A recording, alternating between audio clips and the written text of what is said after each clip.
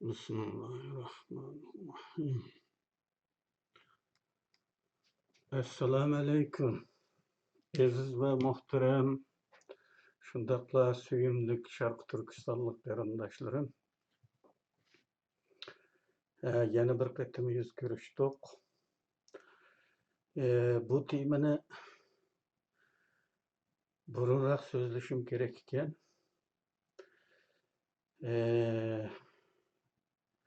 Hozir hammanglarning diqqati Iran-Isroiliya urushiga markazlashib qoldi.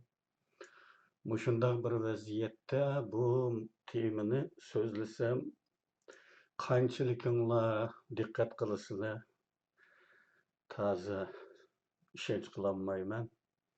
Ammo bu diqqat qilishga tegishli ish edi. Urush chiqishdan burunroq so'zlagan bo'lsam bo'pti ekan. Endi yana kechiktirsam bo'lmaydigandek turdi. Kechikkan sari ba'zi xolar xolamas xatolar yuz berdigandek qiladi. Balkim bu munofiqlarga ma'qul kelmaydi, uni bilaman. Shundaqdimi yanala so'zlashni qaror qildim. Mavzu ko'rayotganinglardek territoriyalar, etnik qurilmalar va buning ustida hokimiyatlarning o'yinlari. Tuyuqsiz shundaq bir mavzuda tilga ilishim, xaritamizga qarab ko'pchiliginglar, hatto ba'zida burunlarda men ishiltib qoldim. Ko'pchiligimiz buning oqibati, buning ziyonliq ekanligini o'ylab boqmadik. Yani o'ylab boqmaslikdan ishiltayotgan vatanimizning xaritasiga qarab Xitoy ayirgan ma'muriy rayonlarni ko'rib o'ylaganlarimdan kelib chiqqan bir natija bu video suhbati. Ulanma tasavvur bichimida buningga o'xshab ketadigan bir muncha ishlarni o'yladim. Mushundaq bir zaruriyatni his qildim. O'tirda unvonliq bilarmanlar, unvonsiz bo'lsa-mu, o'z-o'ziga yuqori nomer qo'yib olgan bilarmanlar, oz bo'lmasa-mu. Uyg'urcha tuzukroq o'rganib kelib, ismini o'nglab yozishni bilaveribroq, mashru nihoya demaydiganroq bo'libroq, andin saviyadan gap atay demaydigan bilarmanlar, itning beshig'i o'simi to'kilib turadigan bo'lishib qaramay, da'vo sarxillaridan o'qigan o'qishlarini minnat qilib, yo'g'on gaplar bilan odam o'kitishga kuchaydigan dana liderlar oz bo'lmasimi? Chet eldagi da'vo deganning o'zigami 70 yildan oshgan bo'lsa-mu, biror odamning aqliga kelib, bu haqda to'xtalmaganligi, keyingilarni ogohlantirmaganligi yana bir muhim sabab bo'ldi deyishim mumkin. Bu videoni so'zlashimga. Zamin va shu zaminda yashaydigan xalqlar bir-biriga chambarchas bog'langan bir munosabatni hosil qiladi-ki, mushu yo'sin o'tgan kunlar va tunlar aqsida ko'nib qilish deyiladigan bir his tug'diradi. Bu tufayli shu zaminni go'yo o'zimizning deb biladigan bo'lamiz. Ayrilib ketsak sig'inimiz. Boshqa yerdagi jannatul makonlardanmi zerikimizki, o'zimiz ko'nib qolgan shu makonning cho'lligi ko'zimizga gul bo'lib ko'rinadigan bo'ladi. Mana bu his madaniy tilda deyiladigan vatanparvarlik tuyg'usidir. Hokimiyatlar har doim zamin yoki territoriya va etnik xalqlar ustida siyosiy ehtiyojlar tufaylidan ba'zi o'yinlarni o'ynaydi. Gerçi bu bir o'yin bo'lsa-mu, vaqtning o'tishiga ergashib, o'yin ching'i chiqadiganligini bilganliklari uchun mana shunday qiladi. Ya'ni ko'nib qilishning kuyib qilishdan yomon ekanligini bilganliklari uchun ba'zida siyosiyonlar g'arazlik ko'ndirma praktikasi qilishi odatdagi bir ish bo'lib qolgan butun dunyoda qarindoshlar. Masalan, Sovet ittifoqi davrida Sovet davrasidagi 3-chi cho'ng millat o'zbeklar edi. Rus, Ukrainalardan qolsa o'zbeklar eng ko'p nüfuslu xalq edi. Yana bir nuqtadan aytsak, Sovet O'rta Osiyosidagi eng cho'ng millat o'zbeklar edi. Endi xaritaga qarab boqadigan bo'lsak, ko'ramizki, o'zbeklarga ayrilgan zamin, ya'ni O'zbekiston deb atalgan zamin bakmi kichik. Asosiy aholisi o'zbek bo'lgan Jalolobod va O'sh viloyatlari Qirg'izistonga bo'lib berilgan. Chimkent va Turkiston viloyatlari Qozog'istonga bo'lib berilgan. 70 yillik Sovet davri bu xalqlarni shunga ko'ndirgan va mushu bo'yicha vatan uqumining chegiralarini tunuydigan bo'lgan. Vatan deb tunuydigini mustamlikchi Ruslar tarafidan bo'lingan ma'muriy rayonlar.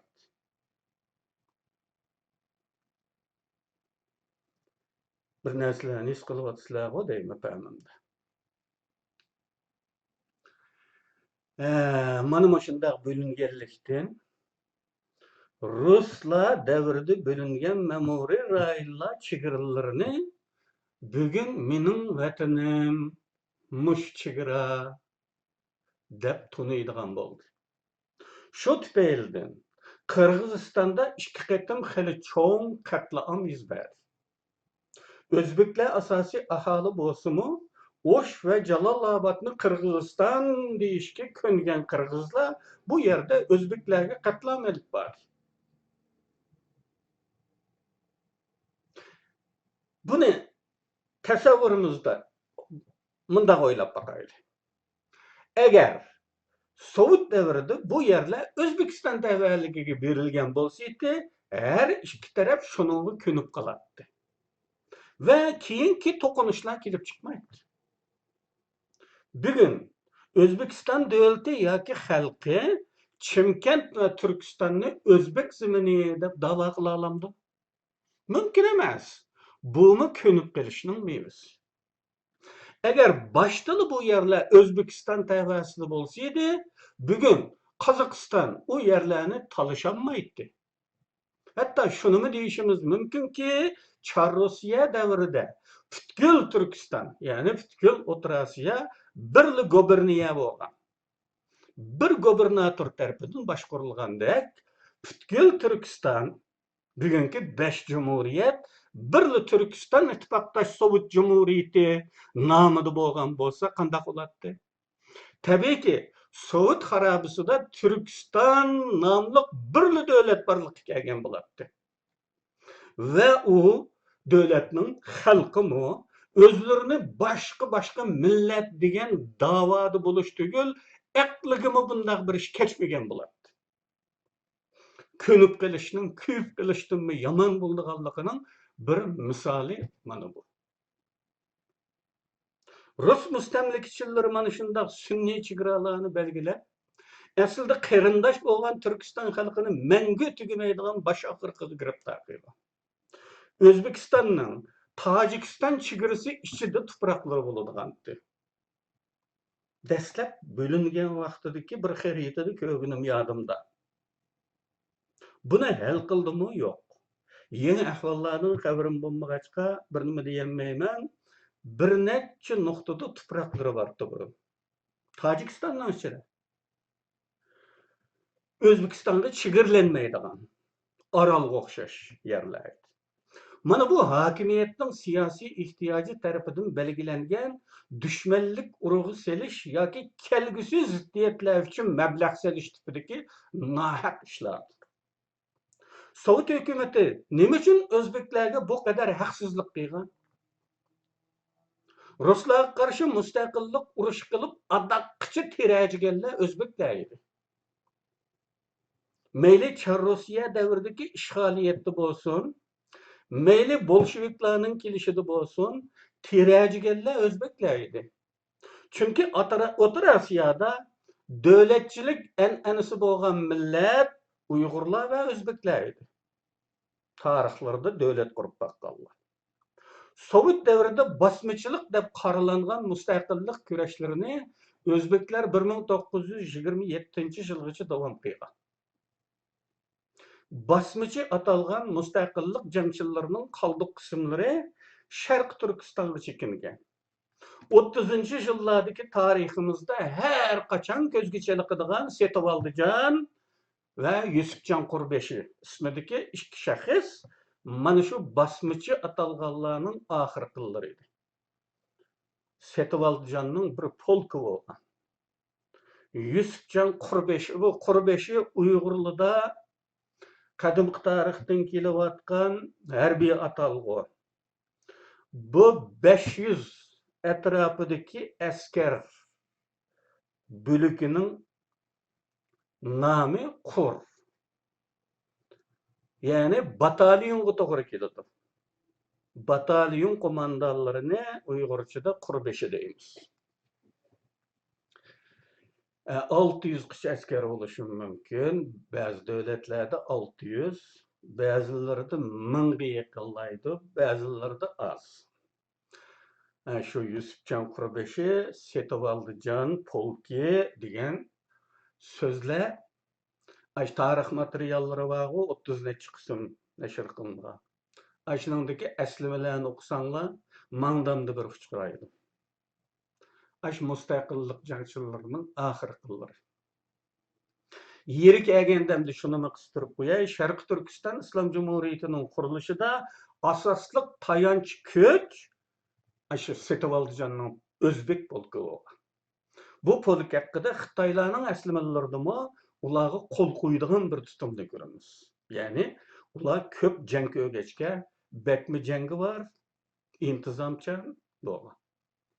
O'zbeklardagi davlatchilik an'anasi nufusining ko'pligi ruslarni mana shunday siyosat qo'llanishga undigan.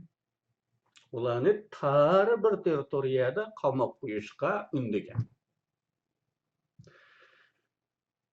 Buningdagi ikki muhim omil nima ekan? Nüfus ve devletçilik yani. Kazaklardan, Kırgızlardan ançıvala ensirmigen. Hatta Ruslar Kazaklarını 20. yıllarının 5'i mi tanımagan. Kazaklarını. Kırgız da ataydı. Kırgızlarını Kırgız, Kazaklarını Kırgız da ataydı Ruslar. O'rta Osiyo ittifoqdosh jumhuriyatlarga bo'linganiga qadar mana shunda davomlashdi. Qozoq deb bilmagan ruslar. Bir qozoq yozuvchisi tarafidan yozilgan Botagöz degan bir roman bo'ladi. Shu romanda ruslar qozoqlarni Qirg'iz deb ataydi. Ya'ni qozoqlar o'zi yozgan roman. Hakimiyetler özünün siyasi ihtiyaçları için milletler ve onların toprakları bile manışında oynaydı. Yıllarının ötüşü bile meydana keldiğen künüp gelişinin akıbetleri dep ötkünümüzdeki oldu. Bu ahvallarını sabık Yugoslaviya topraklarının bölünüşüdü mü görünüz? Ve onların arasında meydana gelgen katliamlarını mı hem meylen biliriz. Şundakla yerlik milletlerinin topraklarını mengülük üzünün kılıveliş garizideki istilaçı milletler, yani hükümran milletler köp hallardan nüfus geçiriyordu. Yani onun etnik kurulmasını, demografik kurulmasını almıştırıyordu. Bu ahval Xitay tarihinde Manchun sülalesi ağdırılgandan keyin ve Junha Mingo kurulgandan keyin qisqa muddatda Sun Yat-senning agdırılışı Yuan Shikai taxtga chiqishi bilan Yuan Shikaining tashabbusi chaqirıqı bilan asosliqi Shandong o'lkasidan Manjuriyaga Xitoy ko'chmani yig'ib ketgan, ko'chgan Xitoylar. Ve hazır Manjuriyada o'zini Manju deydigan nupus yo'q hisobda. Bir zamonlar hatto o'zini Manju deyishga petinolmagan. Xitoylarning o'chilishidan qo'rqib. Keyin o'zini Manju deydigan bo'lgan bo'lsa-mu, bular bek oz. Asosan assimilyatsiya bo'lib tugadi. Mana shunda etnik guruh va territoriyalar bilan hokimiyatlar işte o'ynaydi qarindoshlar. Yana bu yerda shunimi qistirib o'tay. Bu kunlarga kelganda Qozog'iston hukumati Xitoylarning maslahati yoki qisitishi bilan Qozog'istondagi Uyg'ur tuproqlariga qozoqlarni ko'chirishni jiddiylashtirmoqda. Bu demografik qurilmani o'zgartirish uchun. U yerlar bir kunlarda Uyg'urning ulab ayrılıp ketmesin degan endişe bilan davlatning birligini, tuproq butunligini qo'lida tutib turish ehtiyoji bilan bu nupus ko'chirishning maqsadi. Shundaqla Xitoylar o'zi bilan chegaralanadigan bir chet el davlatida chegara bo'yida Uyg'urlarning bo'lishini xohlamaganlikdan Qozoq hukumatiga besim qilayotgan va yoki chiroyliq siliq yo'li bilan qistayotgan bir ahvol mavjud. Yani Xitoylar Uyg'urlarni Sharq Turkiston chegaralaridan, u yoqdagi qarindoshlardan yani uzoqlashtirmoq. Qozog'istonning ishiga yaraydigan bo'lg'achqa bu ish bu planni darhol ijroga qo'ydi. Kulkilik darajada yo'shirilayotgan bo'lishiga qaramay, biz nupusimiz dunyoning nerede bo'lsak bizning nupusimiz kulkilik darajada azaytib ko'rsatildi qarindoshlar. Bu bir qismat bizga. Qozog'istonda shu kulkilik darajada yo'shirilayotgan bo'lishiga qaramay, Qozog'istonda 1,5 milyon Uyg'ur yashaydi. 1,5 milyon. Bunu ben yutam kurup tapkanım yok qarindoshlar. Şunu deb qo'yay. 1997-yılda Cumhur Reis sayılımıga namzat bo'lgan yazgıcı Muxtar Avzovning o'g'li, yazgıcının o'zi emas. Bu o'g'lining ismini unutib qoldim. Muxtar Avzovning o'g'li saylam teşviqati uchun Uyg'ur mahallasiga kelganda Olmaotada Drujba mahallasiga Dostluk mahallasiga kelganda Uyg'urligi so'z qilganda degan son ma'lum. 1,5 milyon Uyg'ur bor Qozog'istonda. Sovet davrida Olmaota shahrining asosiy aholisi Uyg'urlar edi. Qozoqlar bekmi oz edi. Faqat hokimiyatda huquq tutgan bu milliy avtonomiyalik bir muxtariyat o'g'anlik uchun qozoqlardan bo'lmaydigan urullarga shu ehtiyojdan ham qozoqlar bor. Bugungi nupus undaq emas. Qozoqlar mustaqillikdan keyin ruslardan bo'shagan urullarga ko'chib kelib joylashishga boshladi. Hozir qozoqlar ko'p.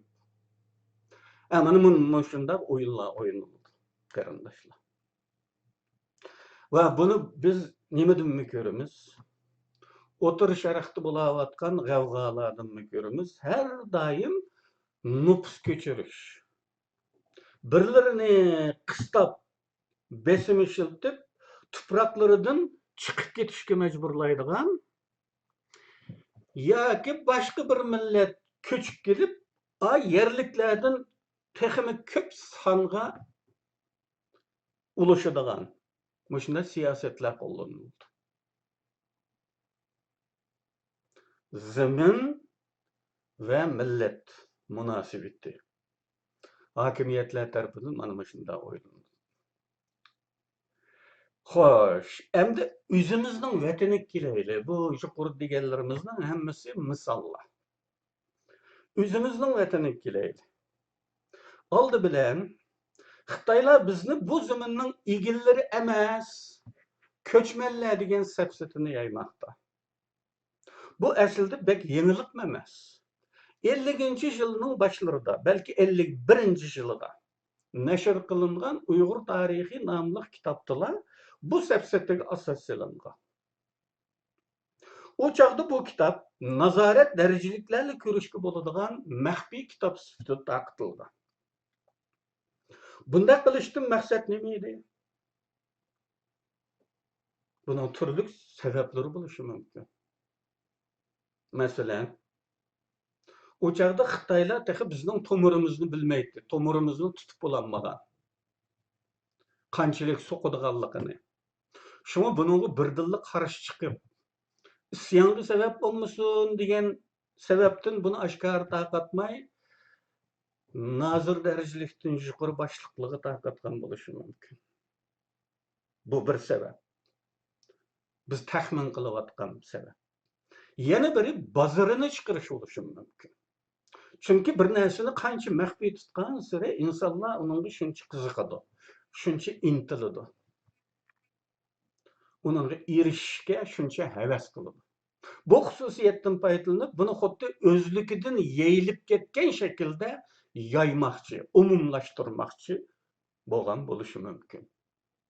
Buni tadqiq qilishga to'g'ri keladi. Bu yerda safsatining nomussizlikda qaysi darajaga yetganligi masalaning ochqichidir. Ya'ni 1949-yili kommunistlar Sharq Turkistonni istilo qilganda 5% Xitoy bo'lgan bu zamin Xitoy zamini bo'ladi ekan, yo'q, Uyg'urlar ko'chman bo'ladi ekan. Bu qanday mantiqa bu? Yoki bu Xitoylar bizga ijara berib yetib, o'zi qaytib ketganmi? Buni shu ajoyib iddaoni qilayotgan Xitoylardan so'rab boqqanlik. Endi Xitoylar vatanimizda belgilagan ma'muriy rayonlarga kelaylik qarindoshlar. Bu ma'muriy rayonlarning bo'linishimi siyosiy ehtiyojning mahsuli bo'lib, erkin dunyoda her qandig'imiz bu ma'muriy rayonlarni e'tirof qilmaydigan maydon va nuqtai nazarda bo'lishimiz shart. Mustaqillikdan keyin ma'muriy rayonlarni o'zimiz ayraymiz. Chegaralarni o'zimiz sizimiz. Shunga qarindoshlar, Xitoylar ayirgan ma'muriy rayonlar bo'yicha sizilgan xaritalarni ishlatmaslikka alohida diqqat tortamiz. Ve bu bugünkü söhbettin maqsadmi dal mushu. Xitoylar ayırgan hazırki mevcut ma'muriy rayon ayırımısida Uyg'urlarga qoldirilgan zamin umumiy Sharq Turkistonning yarimichilikmi kelmaydi. Fakat Bayonğul'un Moğol Abdunum oblastiga ayırılgan zaminlar vatanimiz zamininin 1/3'ini egallaydi. Hiç Moğol bo'lmagan Charchan, Chaqiliq, Lopnur, Bag'rash, Qorashahar, Bugur nahiyalari va Korli shahri Moğol oblastiga ayrilgan. Amaliyotda Moğollar Xo'shut nahiyasining tog'liqlarida va Xotin-Sumbulning chetlarida intayin az nüfuslik bir xalq. Qizilsuv Qirg'iz oblastiga markaz qilingan atishda merkez kılınıştan ilgiri hiç bir Kırgız yok. Yerlik Kırgız yok. Şundakla Aqtu nayısıdımı? Bir neçe 100 aylı Kırgız bo'lsa kerak. Bundaq bölüşnün bir strategiya ekanligi, arkasida siyosiy shumliqning borligini bilish bekmi tez emas. Sabık reis Seyfuddin Azizi atalmış üç hukuk kolu merkezleşken yıllarda tahminen 70. yılların oturullardan 81. yılgacha bo'lgan aralıkta Aqtu naisi bilan Feyzovat naisinin təvəlikini almışdırgan. Yani Aqtu naisi Qashqar vilayetiga, Feyzovat naisi Qızılsu Qırğız oblastık qaraydigan qılıngan. Uyg'urlar bunun siyasi ve stratejik ehmiyeti, faydasını hakkında hazırgıcı düşüngeni yok. Men haliga düşünmedim rastın desem. Ama Xitaylar şu çağda bekmi qattiq qarash chiqqan. Qarash chiqqan, ama Seyfidan 3 huquqli bo'lg'achqa majburiy ijro qildirilgan. Ama Seyfidan yo'qotilgan hamalla bu ikki noyning tavalligi darhol asliga keltirildi. Men bizning strategiyachi bilarmanlarimizning bunu o'ylanib beqish uchun foydalanish materiali sifatida shu sonlarni ta'minlayman. Yani Xitaylar, yani hükümet taraf e'lon qilgan sonlar. Aqtu naisining yer ko'lami 24.107 kvadrat kilometr. Ças kilometr yoki. Nupusi 170 ming. Feyzovat naisining yer ko'lami 6528 kvadrat kilometr. Aqtu'ninkinin 4'ten biri. Nupusi 320 ming. Yani nupusi bir hassa ko'p, zemini 4 hassa az. İşte. Bunun asasen mulohiza qilg'ili bo'lamdi, bilmayman. Belkim joylashgan o'rni, coğrafiyalik alayidliklarimiz rol o'ynamdi. Bununla strategiya mutaxassislarimiz o'zi bir nima desa bo'ladi. Feyzovat naisi başka devletler bilan chegirlanmaydi. Aqtu naisi Tojikiston va Qirg'iziston bilan chegirlanadi. Buni qo'shib qo'yay. Askartish. Aqtu naisi an'anaviy nuqtadan ve coğrafiyalik o'rni jihatdan Qashqardan ayrılalmas derecede yaqin bo'lsa-mu, Qizilsuvga qarashlik qilingan. Bu jihatda Xitoylarning qanchalik harajda atganligini xaritaga qarasaqla bilalaymiz. Haqiqatdanmi Qashqardan ayirmak bek qiyin bo'lgan. Xarita bekmi beshamlik bilan sızılgan. Ko'rayotganinglardek. Bu o'tirdagi qizil siziq bilan chambar sızılgaya Aqtu naisining noyi markazi. Yuqori tarafdagi cho'ng qora nuqta Qashqar shahri. Qarindoshlar. Yana bir eskartish. Seyfiddin haqidagi gaplar bo'lgan bir ishni bayon qilish uchun, shuningga aloqador bo'lganlik uchun misol qilish ehtiyoji uchun to'g'ri gap qoldi qarindoshlar. Mening saviyamga yomishayotgan Osimbayga yana bir shalpaqil. Oltin tepib olgandek bo'ladigan bo'ldi. Demek bugün bunday bir temada so'zlab qilishimning sababi bu shumluk hakkında xalqimizni bo'libmi da'voning beshida ko'rinadigan da'vochilarni ogohlantirish. Hozirdan boshlab xarita ishlatganda bir butun Sharq Turkiston xaritasi, ya'ni memoriy rayon chegiralari bo'lmagan xarita ishlatish. Söz, yozmalarda hozirgi memoriy rayonlarni e'tirof qilmaydigan tutumda bo'lishga undashni maqsad qiladi.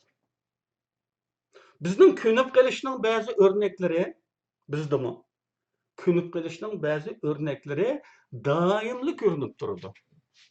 Masalan, şu viloyat kitaba, ama viloyat markazidan 400 kilometr uzoqdagi bir noyani o'z yurtidek hisoblaydigan va bizning haliqi kesilimiz tufaylidan uningga tarafdor bo'lib oladigan. Ama 30 kilometr neredeki başka bir viloyat kitaba yurtni yatlaydigan kayfiyatni ko'p bayqaymiz. Bu aslida Xitoylar ayırgan memoriy rayon chegaralarini asos qilgan yurt hukumi bo'lib, ko'nib qilishning qo'rqinchli oqibatlari mana shunday bo'ldi. Hatto bizning ba'zi nayt katta, ulug', mashhur odamlarimizning ba'zi yozmalarini ko'rgandim.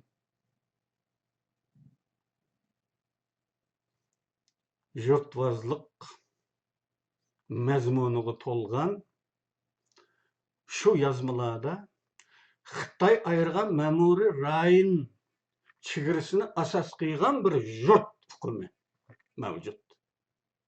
Ammo u yotlayotgan yurt uningga texmi yaqin irliqi. Uni yotlaydi, dushman ko'radi uni. Ammo o'zidan necha hassa uning qaraganda nechasi uzoqdikini viloyatning chegarasi ichida bo'lganlikdan o'z yurti hisoblaydi. Mana bu ko'nib qilish qarindoshlar. Buning ta'tirisiga o'zimizni ko'ndirishimiz lozim. Ya'ni Xitoy ayirgan ma'muriy rayonlar birligi bo'yicha emas, butun Sharq Turkiston bir hukumi bo'yicha o'zimizni ko'ndirishimiz lozim. Takrorlayman. Bir butun Sharq Turkiston xaritasi ishlatishga diqqat qilaylik. Shundaqla Xitoylar ayirgan bugungi ma'muriy rayonlarni e'tirof qilmaslik tutumimiz ro'shan bo'lsin, qarindoshlar. Bugun so'zlaydiganlarim mashaqcha yana bir qatim ko'rishkichi xayr xo'sh. Alloh nasib qilib qolsa yana ko'rishamiz. Allohga emanet.